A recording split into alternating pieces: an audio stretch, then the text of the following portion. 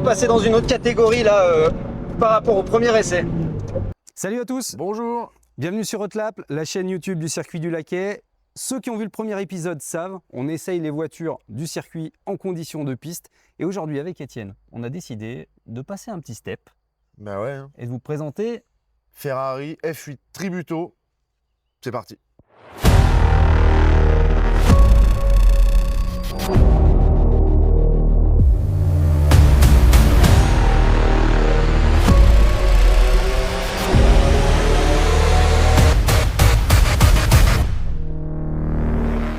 Alors la F8 Tributo, Étienne, c'est une Ferrari déjà, marque de légende. Ça fait plutôt rêver. Légende du sport automobile, une voiture iconique qui est apparue en 2019 et qui remplace la Ferrari 488 GTB. Ce qui est intéressant, si tu veux parler d'historique un peu, Tributo, c'est l'hommage un petit peu à l'excellence Ferrari. Du coup, il y a plein de petites touches en mode design qui font plein de rappels à des voitures un petit peu légendaires, si on peut dire. Hein, ouais, exactement. Et bah, d'un point de vue design, justement, toi, t'en penses quoi? Ça laisse pas indifférent. Donc c'est rouge, ça brille. Même si les couleurs d'origine, à la base, c'est du jaune. Pour tout le monde, Ferrari, c'est rouge. Et c'est plutôt clinquant. Ouais. En aérodesign, elle a bien changé quand même. Toujours face avant, grosse amélioration. Et tu me l'as évoqué, ça fait des gros progrès en aéro. Ouais. Le gros centré d'air sur le capot, un petit peu le diffuseur un peu plus large, plus travaillé. Ouais. Déjà en design, c'est beau gosse. Ouais. Et apparemment, ça marche bien. Ouais, alors il y a plus d'entrée d'air effectivement, ça s'appelle le S-Duct. Et ça permet par exemple par rapport à la Ferrari 488 GTB de gagner 10 points en aéro. Donc la voiture elle est beaucoup plus performante en aéro. Et, et voilà. Du coup elle est à 20 sur 20. Elle est beaucoup plus performante. On a parlé des hommages, tu sais, par rapport à son nom, Tributo. Si on faisait le tour un petit peu des petits rappels par rapport aux autres voitures qu'on évoquait. Ouais, alors les rappels, ils sont principalement sur la partie arrière, notamment avec les doubles optiques. Les deux feux double optique qui font référence à la Ferrari 308 GTB de l'époque. Ça, c'est dans l'historique, super. Exactement, là on a un beau béquet intégré et puis on a un... Alors ça, à ton avis, ça fait référence à quoi ça? Lexan, de toute façon, c'est F40. Eh ben, c'est la Il y a F40, pas le choix. effectivement. Le capot Lexan avec les entrées, les ouïes comme ça, c'est typiquement une reprise. Regardons maintenant le cœur de la bête. La mécanique, c'est ça qui est bon. De toute façon, Ferrari, ils font toujours des moteurs qui chantent. Ça fait rêver, du coup, V8 biturbo.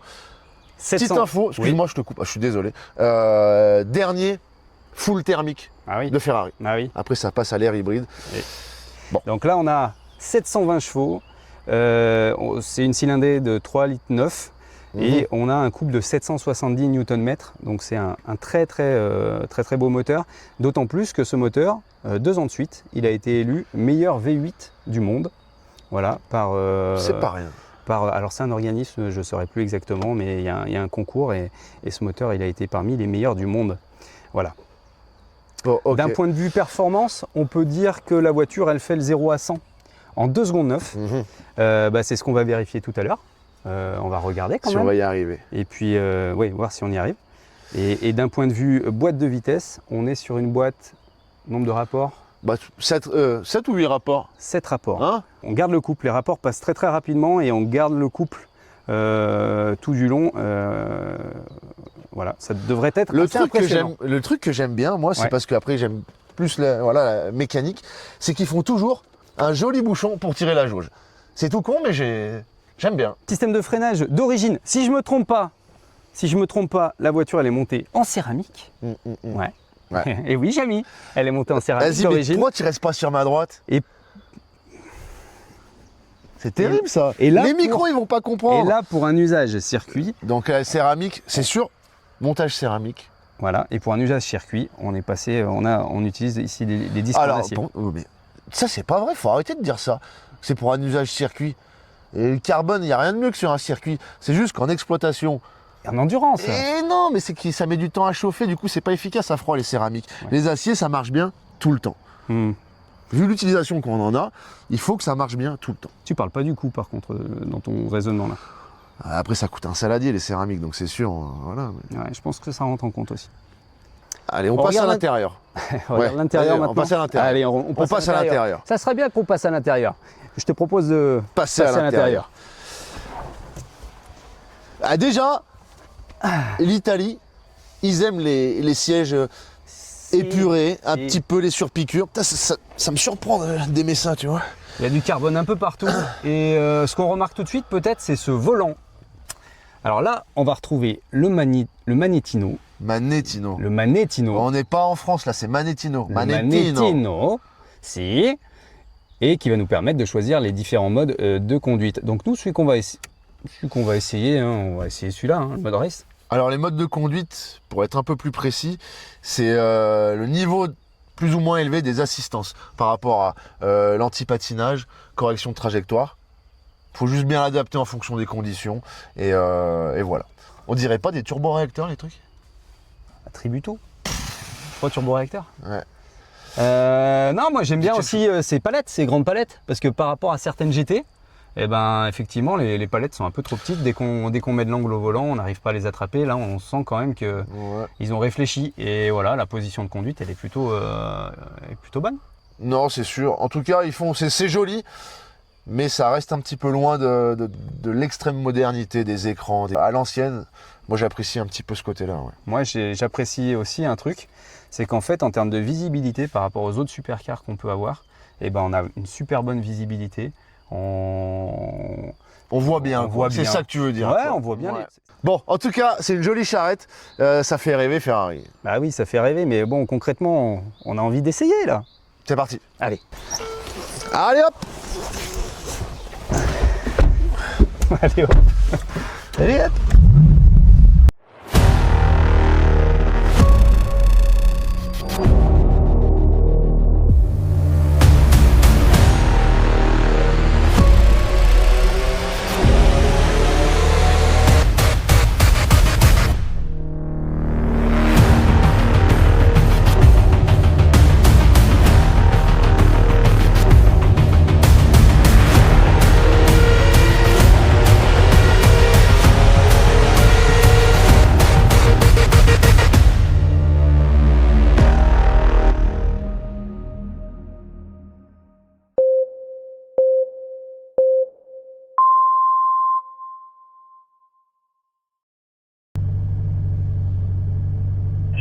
En position, je vais déclencher l'enregistrement, vous partez quand vous voulez, enregistrement déclenché, hot, ça tourne. Allez Flav, hot lap, on va voir ce que donne cette Fiat. T'as appuyé sur le petit bouton là? Si. Allez, allons-y. Oh, je te dis les kilomètres/heure, 130, 40, 50, 60, 70, 80, 90, 200. Okay. Avant le frein. Ouais, on est passé sur un autre step par rapport à la... On a même fait peur au corbeau. Par rapport au premier épisode. Oh, comment ça décolle. Ah, le moteur. Il y a vraiment du moteur. Ce que c'est que tu reprends tout de suite des kilomètres là.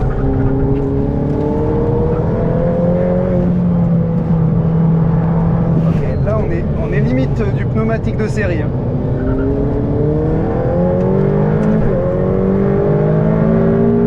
Pas de perte de couple non plus, hein. On accélère, on passe le rapport, on perd rien. Le moteur il est vraiment très très plein. Oh mais la boîte, elle fonctionne, attention. Les short shift.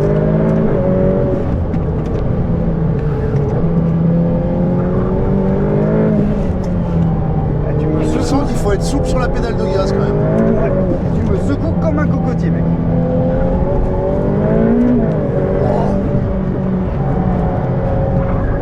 Allez, niveau puissance, là on va voir dans la ligne droite de 600 mètres ce que ça peut donner au freinage.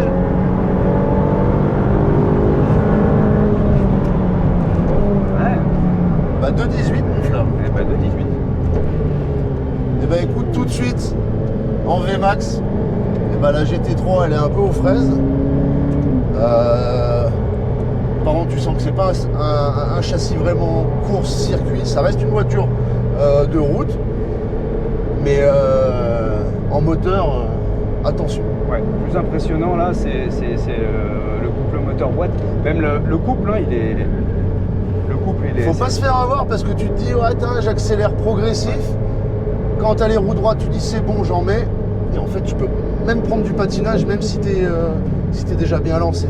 Ah, moi, je suis quand même impressionné par la motricité. Des fois, ça marche. t'as repris un peu tôt avec du volant, ça patine un peu, mais franchement, ça tracte quand même.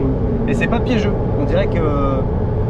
Ouais, si, franchement, c'est quand même plutôt safe.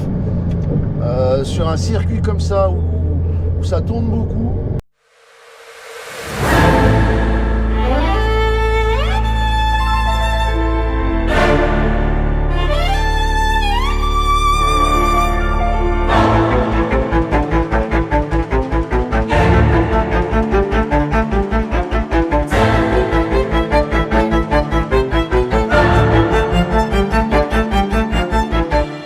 Bon, qu'est-ce que t'en as pensé, Flav, toi qui t'es fait secouer un petit peu?